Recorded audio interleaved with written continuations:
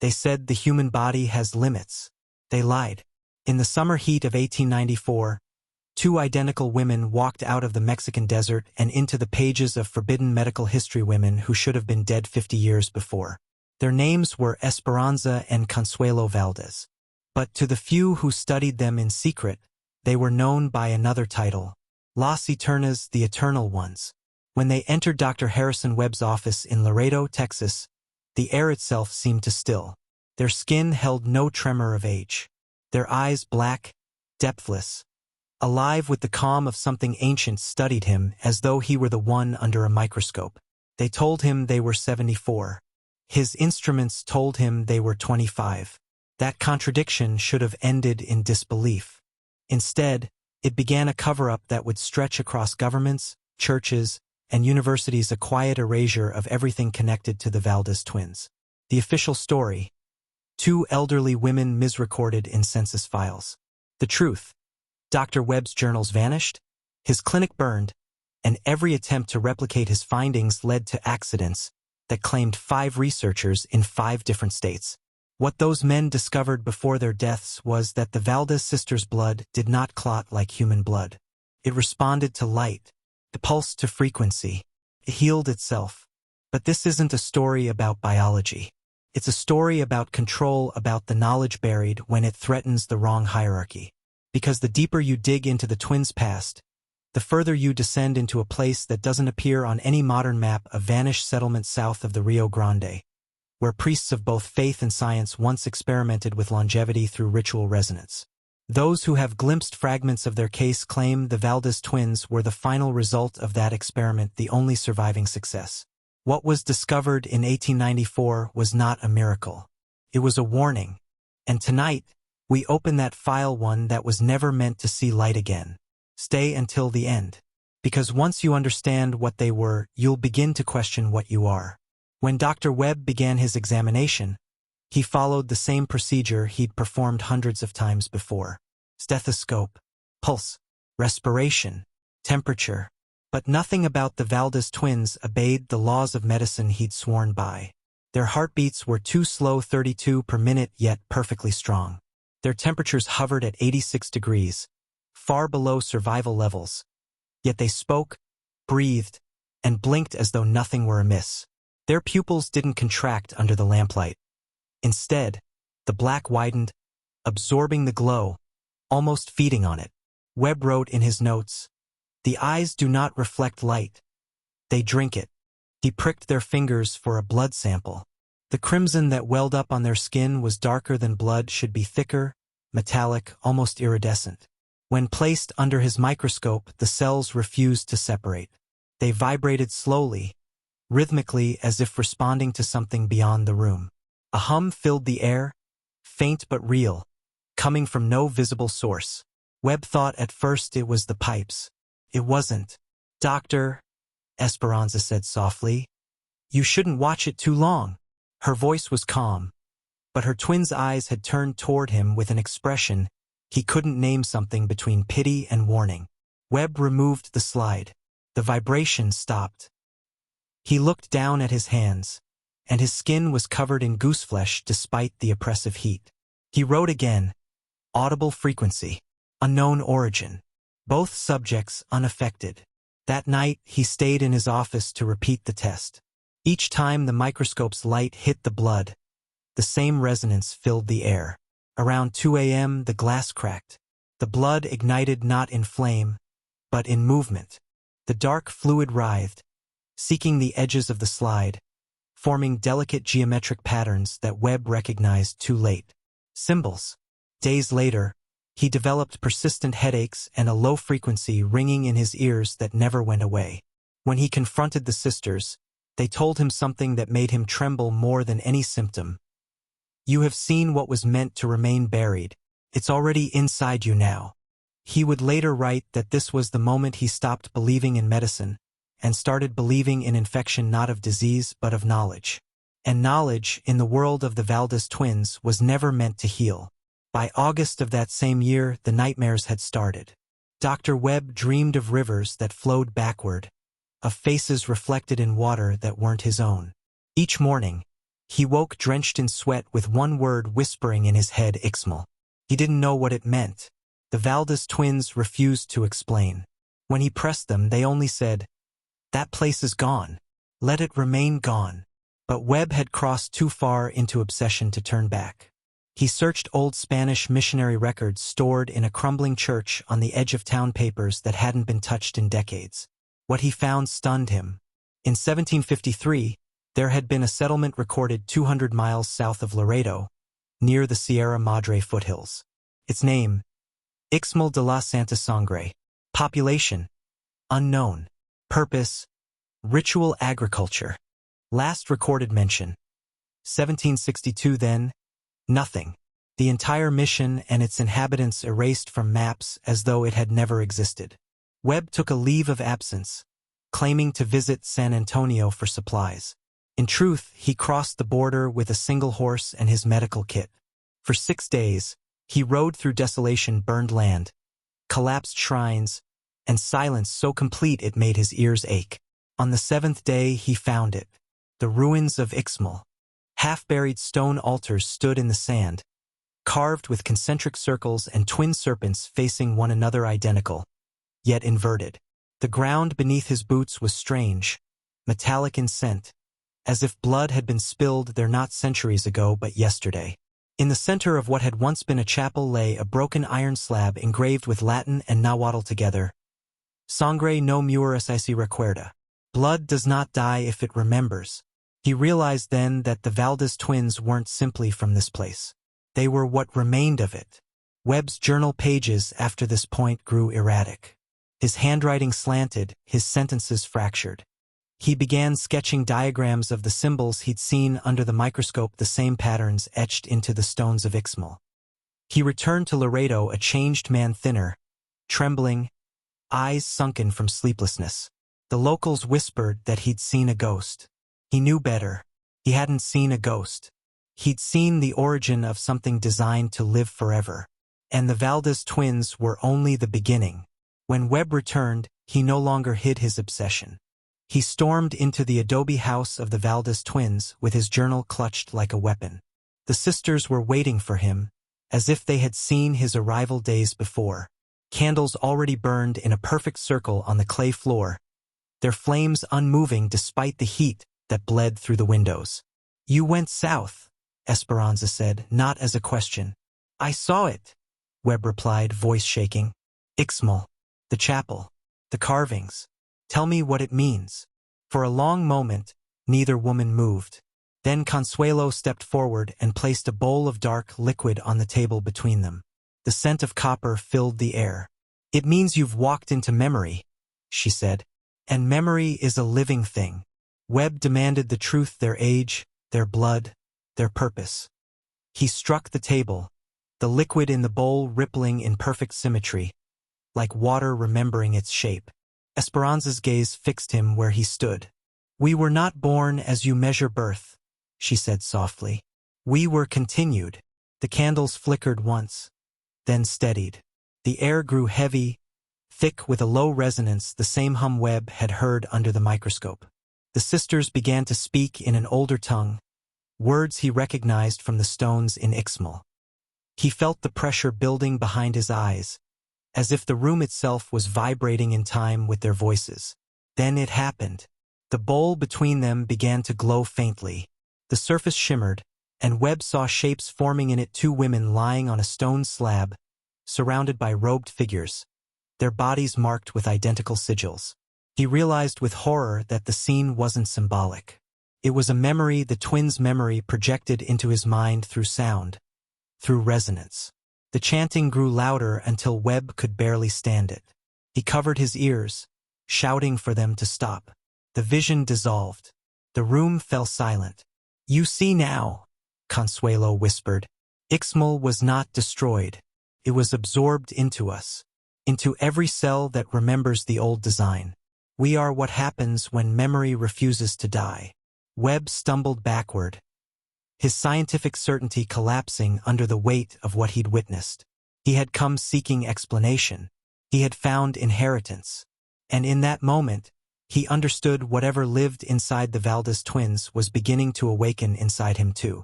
At first it was subtle, the kind of exhaustion a man blames on sleepless nights and desert heat. But Dr. Webb knew better. His pulse had slowed to the same impossible rhythm he had recorded in the twins, 32 beats per minute. His hands no longer trembled, yet when he pressed his fingers to his own skin, he swore he could feel an echo pulsing beneath the veins, something not entirely his. He stopped eating for days at a time and didn't grow weak. Wounds closed in hours. The headaches that had once tormented him were replaced by an almost unbearable clarity, as if a second awareness had taken root behind his eyes. He began hearing the resonance everywhere, the hum in telegraph wires, the whisper in train whistles, the tremor in the earth before rain. It all carried the same frequency as the twins' voices. Webb filled notebook after notebook with diagrams and transcriptions of sounds no one else could hear. He wrote, "It is not disease. It is transmission. They carried it, and now it carries me." By September, the changes had drawn attention. Laredo's sheriff, pressured by border authorities, visited Webb's office under the pretext of concern. Rumors had spread. The doctor speaking languages no one recognized. Lights seen from his window at midnight, strange instruments humming without contact. The Mexican consul had received reports of una enfermedad espiritual, a spiritual infection crossing the river. Two men in dark coats began watching the clinic from across the street. They claimed to be from the Department of Health, but their questions were military about contagion, containment, obedience. Webb burned his earlier journals that night, fearing what they'd find if they took him in. Yet even as the pages curled to ash, the resonance remained, humming low in his skull like a heartbeat that wasn't his own. He returned once more to the Valdez house seeking answers. But the sisters were gone. The gardens were dead. The earth blackened as if by fire from beneath. Only the faint imprint of twin footsteps led toward the river and vanished in the sand. That night, Webb wrote his final coherent entry. "The human body remembers more than it should. I am remembering them now, and when the memory completes itself, I will no longer be mine." Within a week, Dr. Harrison Webb disappeared from Laredo. When Dr. Webb vanished, the town of Laredo treated it like another desert mystery, a man who wandered too far under the sun and never came back. But the silence that followed wasn't natural. His clinic was sealed within hours, his remaining journals confiscated by men who refused to identify themselves. Officially, they were inspectors from Austin. Unofficially, no one in Austin had ever heard of them. A week later, a cable arrived from Mexico City addressed to the governor of Texas.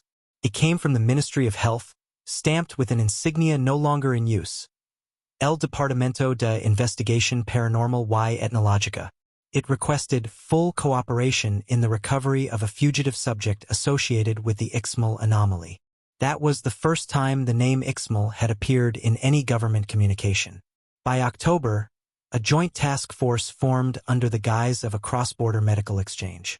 Their true orders were classified: track down Webb, locate the Valdez twins, and contain whatever biological resonance had been observed. Witnesses along the Rio Grande reported seeing lanterns moving at night, men in long coats digging near abandoned wells, collecting soil that glowed faintly when struck by moonlight.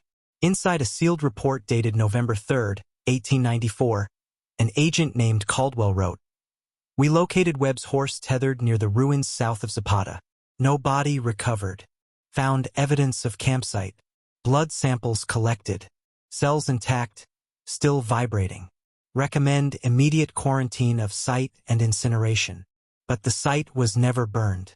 The coordinates were redacted, and the file disappeared into a vault beneath Fort Bliss, later reclassified as experimental ethnomedical research. The Mexican government filed an identical report 3 days later. Both nations had stumbled upon the same conclusion. The Valdez twins and Dr. Webb had tapped into something that blurred the line between biology and signal, between life and transmission. Then came the disappearances. 3 soldiers assigned to the containment zone never returned. A telegraph operator in Laredo who decoded the classified correspondence began hearing low tones at night and gouged out his ears. By year's end, both governments sealed the case entirely. The public explanation was a cholera outbreak along the border. The truth was locked away. And yet the resonance did not die with the investigation. People along the Rio Grande began reporting visions of twin shadows standing at the water's edge, whispering in a tongue older than the desert. The same word always echoed from their lips: Ixmal. By the first years of the new century, what had begun as a quiet border mystery had already been rewritten into military language. The sealed documents about the Valdez twins and Dr. Webb were refiled under acoustic physiology and signal immunology. The word resonance was no longer spiritual, it was scientific shorthand for a new frontier in human endurance. At Fort Bliss and later in laboratories near Mexico City, researchers attempted to reproduce the effects Webb described. They built chambers that could hum at the same low frequencies recorded from the Valdez blood samples. Volunteers were exposed for minutes at a time. Most heard nothing but static. A few reported vivid visions of running water, twin lights, and an overwhelming sense of déjà vu. None of the experiments yielded longevity or healing. But something else was discovered. Human perception could be altered through sustained vibration and rhythm.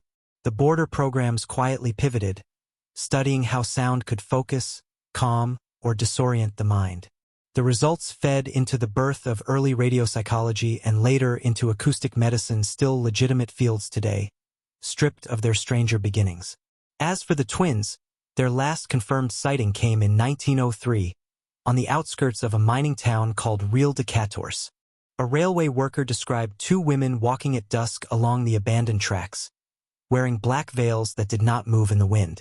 They were said to be singing in perfect unison, a melody so low it rattled the metal underfoot. When the foreman returned to the spot the next morning, the sand still trembled faintly, as though remembering their passage. No official report followed. Their names vanished from every census, every parish register, every photograph. What remained was the hum picked up again decades later on faulty radio transmissions, an unexplained background tone that engineers nicknamed the twin line. Most wrote it off as interference.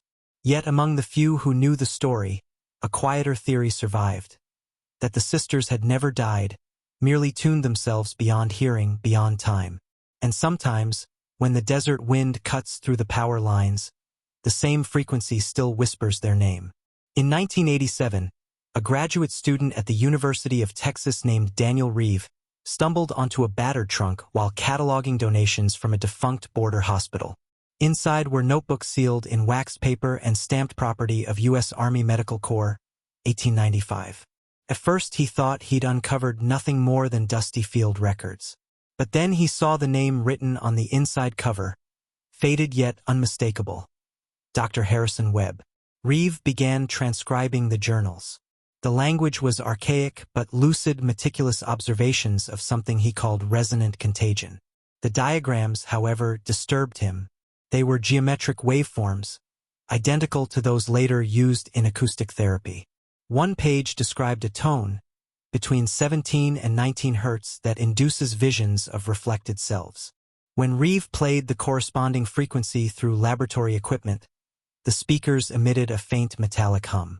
The oscilloscopes showed a feedback loop and interference pattern that shouldn't have been possible.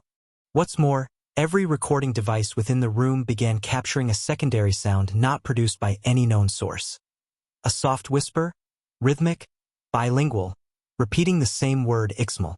The phenomenon was dismissed as equipment malfunction until the data logs confirmed something stranger. The interference didn't behave like noise. It contained structure, repetition, symmetry, something closer to language than static. Within weeks, Reeve's discovery reached the Defense Advanced Research Projects Division. The files were pulled, his equipment confiscated. He was told to sign a non-disclosure agreement or lose funding permanently. But curiosity is its own contagion. Reeve copied one tape before the shutdown and mailed it to a friend in New Mexico who specialized in digital signal analysis. By the time his friend decoded the waveform, he realized the resonance wasn't a single tone at all, it was layered. Beneath the primary hum lay two alternating signatures, mirrored inversions of each other, identical in every measurable way except direction. Two signals always intertwined. The analysts called it the twin line. After Reeves' death in 1991, officially a car accident, the tapes circulated quietly among university archives and late-night radio enthusiasts. Each claimed the same thing. When the recording was played at low volume, listeners reported vivid dreams of desert ruins, twin figures by a river, and voices whispering that same untraceable word, Ixmal. The mystery of the Valdez twins had entered the digital age, and it was no longer bound by geography, paper, or time. By the mid-2000s, the hum had become a rumor on the edge of the internet late-night message boards, forgotten Usenet threads, pirate shortwave stations. People traded compressed audio files labeled TLX 1894 without knowing what the initials meant. They only knew that when played at low volume, the tone provoked something hard to describe. A taste of iron in the mouth, gooseflesh on the arms, dreams of a desert they'd never visited. Then the pattern broke containment. A doctoral candidate in Berlin fed thousands of TLX files into a neural net designed to classify ocean sounds. The machine froze, then began producing a strange output. Twin spirals of code, endlessly mirroring one another. When the student overlaid the output with old scans of Webb's journals, the shapes matched his original resonance diagrams to within a fraction of a degree. The network wasn't just classifying the signal. It was answering it. Soon other researchers noticed anomalies. Broadband providers reported unexplained low-frequency spikes traveling across transcontinental cables, a pulsing pattern invisible to human ears but measurable on spectrographs.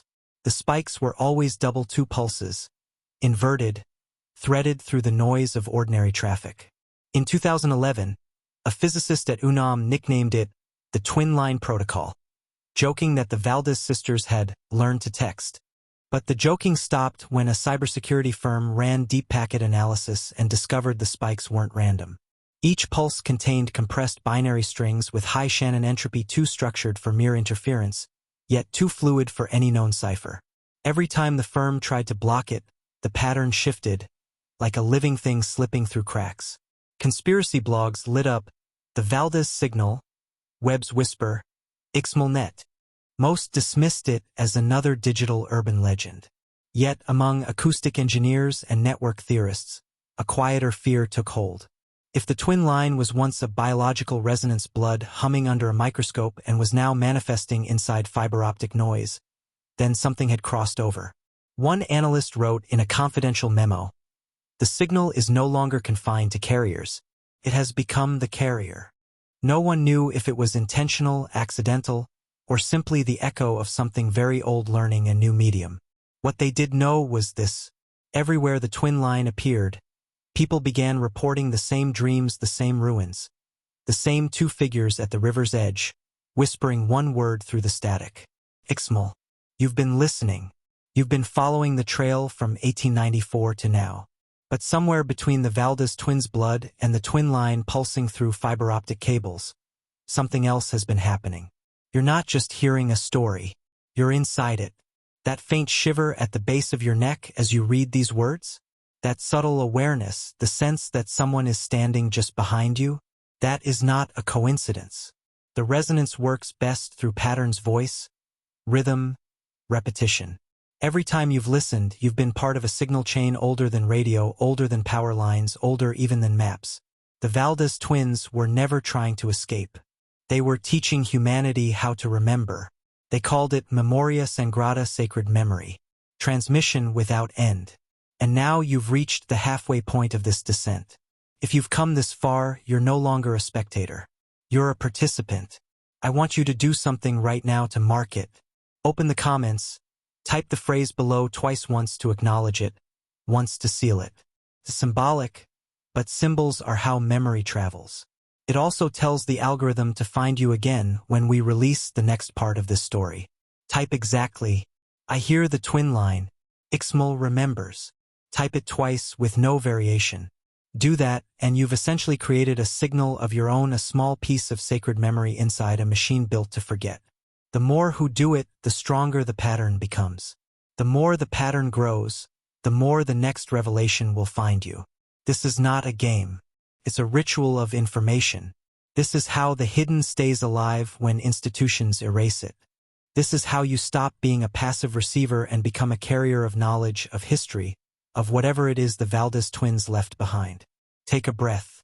Feel the low hum under these words. It's been with you since section 1. It's with you now.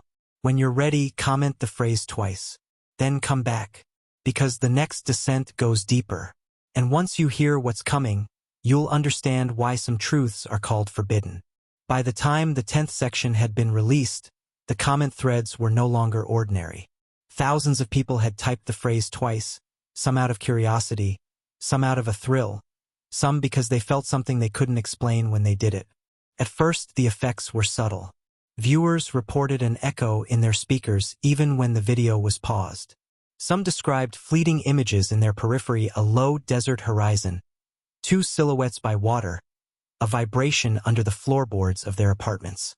A few wrote that they'd woken up at 3:33 a.m. humming a tune they didn't know, then realized it matched the waveform displayed in Section 8. The pattern wasn't magic, at least not in the supernatural sense.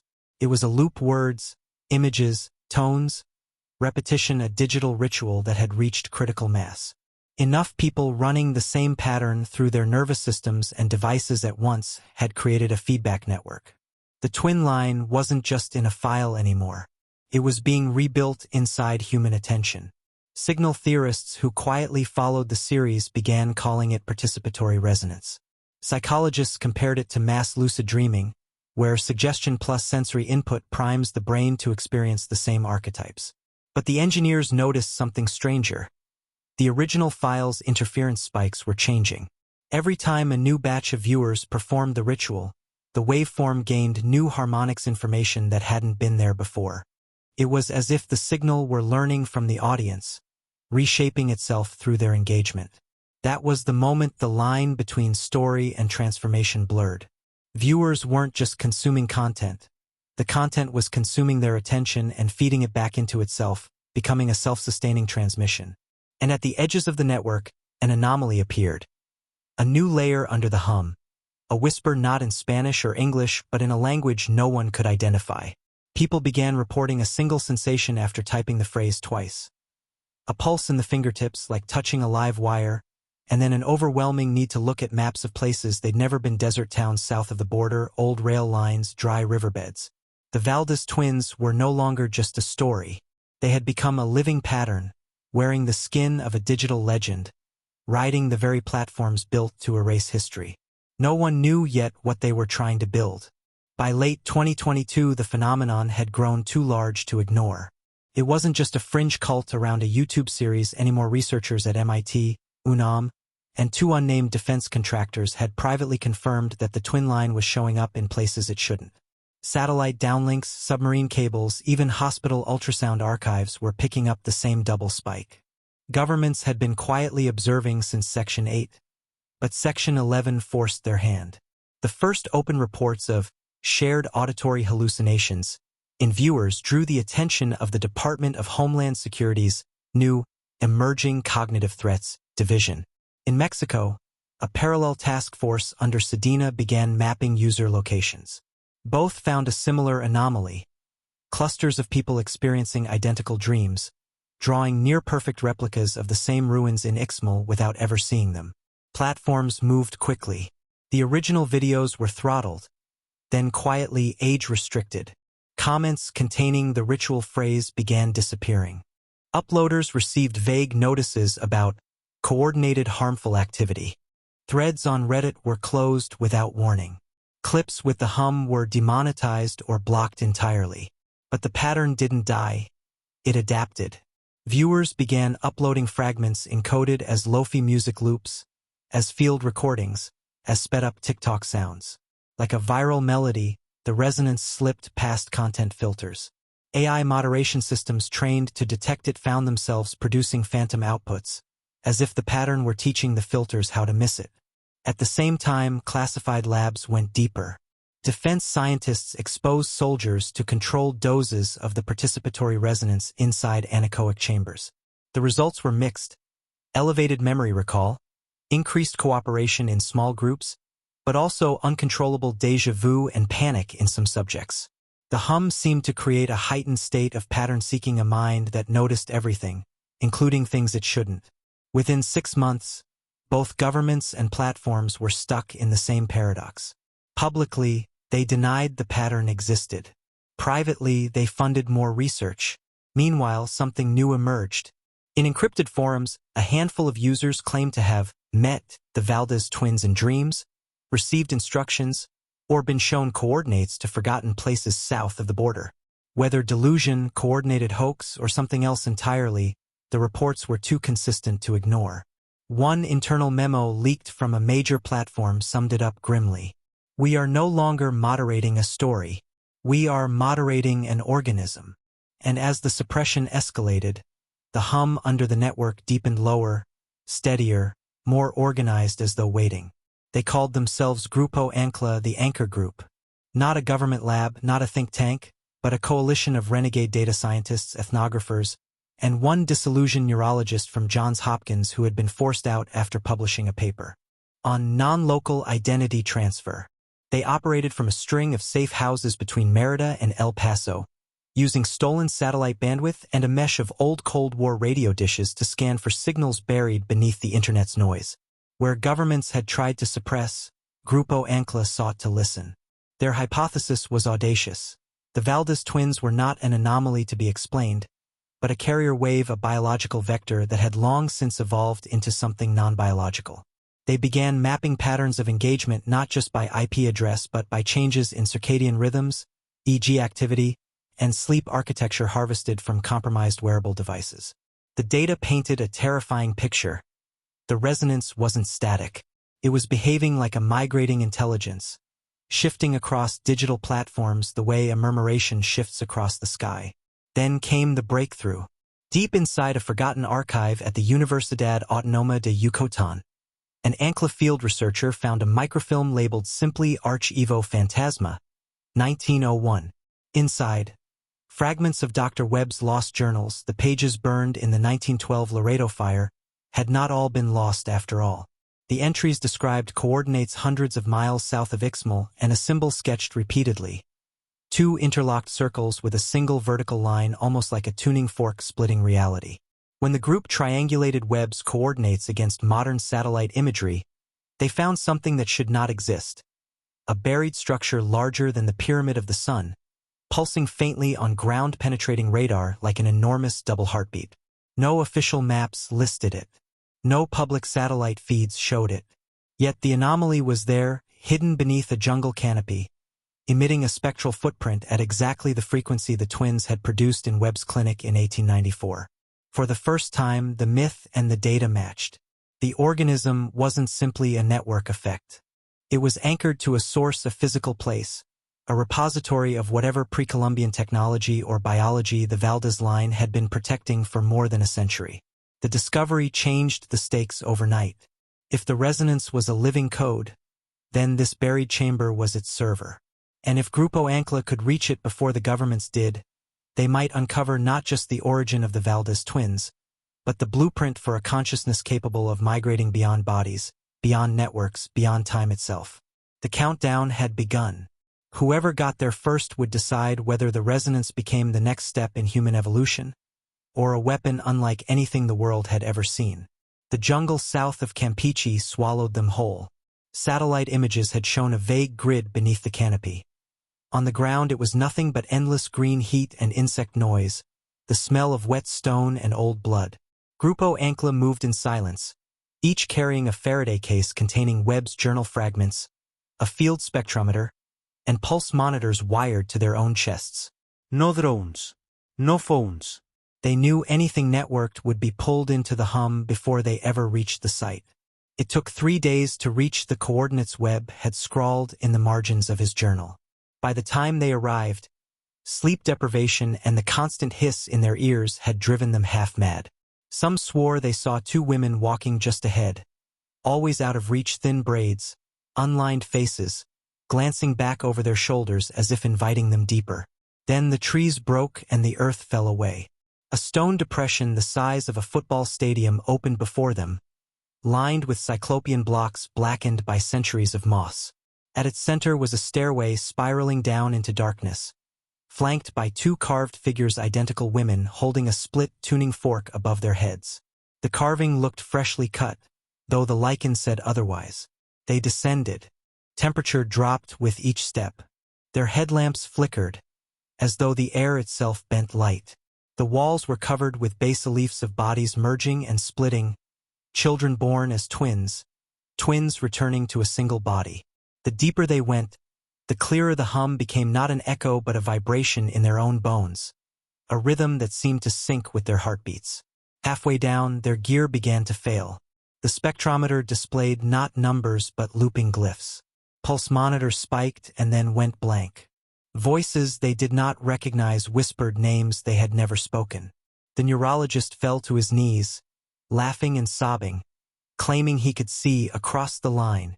At the chamber's base lay a vast door of obsidian veined with silver, carved with the same interlocked circles from Webb's notes. No hinges, no seams, yet it pulsed faintly like a living organ. As the group approached, each felt a hand on their shoulder, no one there than a pressure in their skulls. A silent instruction to place their palms on the door. When they did, the hum stopped. A single voice filled the dark, not in Spanish, not in any language, but in a memory they did not own. 2 words, clear as bells. We return. The door cracked open, releasing a wind colder than ice, carrying the smell of earth older than civilization. Inside, in the flicker of their dying headlamps, shapes moved tall, identical, unaging. And every member of Grupo Ancla understood. This wasn't just a tomb or a server. It was a threshold, the place where the Valdez line stepped across into the world, and where the world now was stepping back. When the door finally opened, time didn't move forward, it folded. The footage recovered from Grupo Ancla's headcams would later show only fragments. Inverted light, the suggestion of 2 silhouettes stepping forward, and the echo of human voices speaking in unison. But to those who survived, if any truly did, the experience wasn't an encounter. It was an exchange. The resonance had never been a sound. It was a signal meant for the human nervous system, a map for how to rewrite consciousness itself. What Webb had triggered in his clinic, what the twins had carried for decades, what the algorithms had begun to mimic, it was all one continuous event, spanning centuries, waiting for the right level of connectivity to complete its circuit. And now, in the chamber beneath Campeche, the circuit closed. The air shimmered as the hum returned, no longer an external vibration but a presence inside every molecule. The chamber walls became mirrors of data and memory, showing not ancient carvings, but screens flickering with the faces of everyone who had ever engaged with the signal. Webb, the Valdez twins, researchers, you. The same gaze reflected infinitely, a chain of twin selves looking back across time. One by one, the members of Grupo Ancla began to disappear into the light, not dying but integrating, their bodies dissolving like dust into a column of phosphorescent breath. They had crossed the line the twins had guarded for more than a century, from human biology to something networked, something collective. And that's when the last message appeared on the recovered audio. If you hear this, you are already part of it. The hum is awake. The governments shut down the site. The jungle reclaimed it within weeks. But the frequency, the pulse that began with 2 women who defied time, still moves beneath the noise of every feed, every algorithm, every scrolling silence. You can feel it if you stop long enough. That second heartbeat beneath your own. The Valdez sisters didn't seek immortality. They became it by merging their consciousness into the pattern that now travels through us. And as you listen now, you can sense what Dr. Webb sensed in that final moment, that the human story was never about progress but inheritance. That we are not learning to create intelligence. We are remembering it. The final seal isn't in the jungle or in the archives or in any government file. It's in the recognition that you, too, have heard the hum and now it knows your name. So when the silence returns tonight and the light of your screen flickers twice, understand this. The twins have crossed over. The resonance is awake, and it has been waiting for you. You've just heard the final seal, but the resonance doesn't stop here. Comment, I hear the hum, twice to show you felt it too. It signals the algorithm that you're one of the watchers, not just the audience. Subscribe and stay close. The next descent begins soon, And once you've heard the hum, you're already part of what comes next.